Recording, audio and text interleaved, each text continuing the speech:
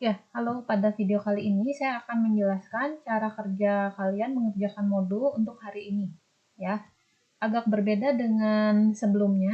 Jika sebelumnya kalian bisa langsung mengerjakan di Colab, kali ini karena kita berurusan dengan file, maka kalian perlu mendownloadnya secara lokal.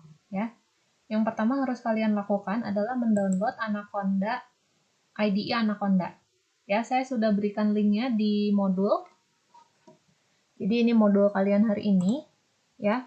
Di sini sebetulnya sudah saya berikan petunjuk pengerjaannya, linknya sudah saya berikan di mana mendownload Anaconda, ya. Kalian bisa googling juga sebenarnya Anaconda download, nanti kalian masuk ke bagian ini, ya.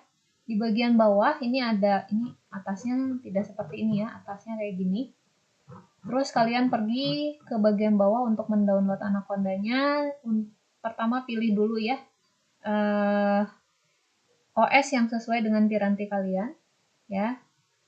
Setelah itu kalian download, dijalankan. Nanti kalau sudah berhasil dijalankan, ya, pilih folder instalasinya. Itu biasanya secara default dia akan mengeset di C user, lalu nama folder kalian secara individu biasanya apa ya. Di sini saya namanya ini path-nya. Nah, kenapa pad itu penting? Karena nanti kalian akan menyimpan semua project notebook kalian di folder ini, ya. Nah, setelah di-download, nanti kalian download modulnya. Jadi IDE-nya sudah di-download, download modulnya. Ya, modul yang ini caranya adalah file, lalu di sini ada pilihan download, pilih yang IPYNB, jangan yang PY saja, tapi yang notebook ya, Python notebook. Setelah di-download, kalian pergi ke folder downloadnya. Secara default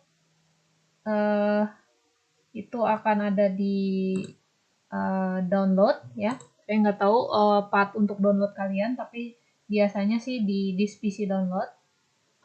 Nanti folder ini, file ini ya, yang kalian dapat ini simpan pindahkan ya ke folder tadi ya.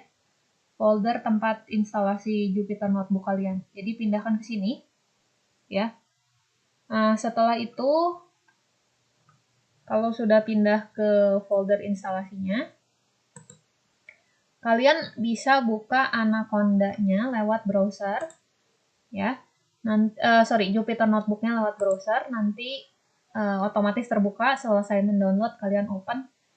Nah, nanti pilih yang ini ya, atau ketikkan saja di run terus Anaconda, nanti akan muncul seperti ini ya, Anaconda Navigator, kalian klik saja ya, nanti akan muncul tampilan seperti ini ya.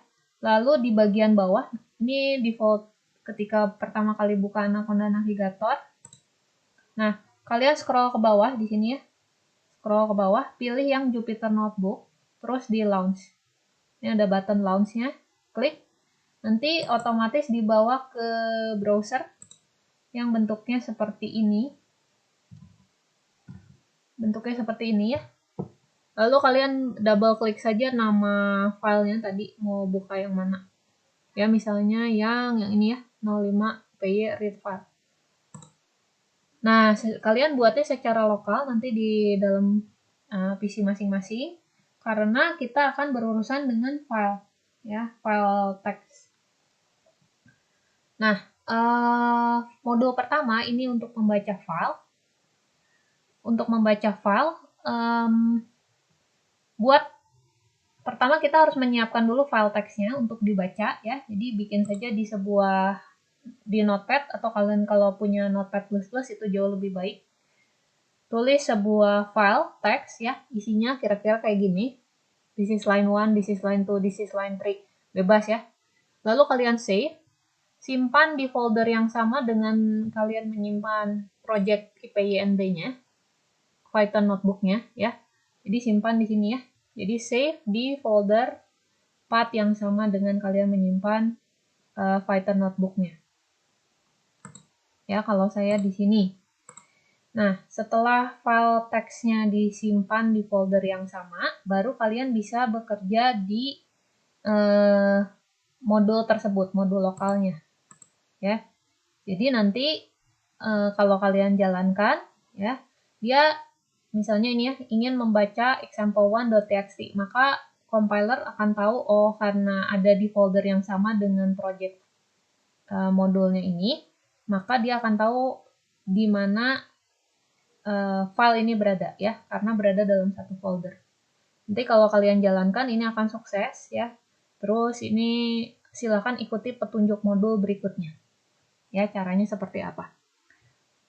Petunjuk pengerjaan untuk modul kedua juga sama. Jadi kalian secara lokal ya di folder Jupyter Notebook. Jadi tidak lagi di collab. Kalian lokal di komputer masing-masing. Lalu jangan lupa upload ya, dikumpulkan file IPYNB-nya saja ke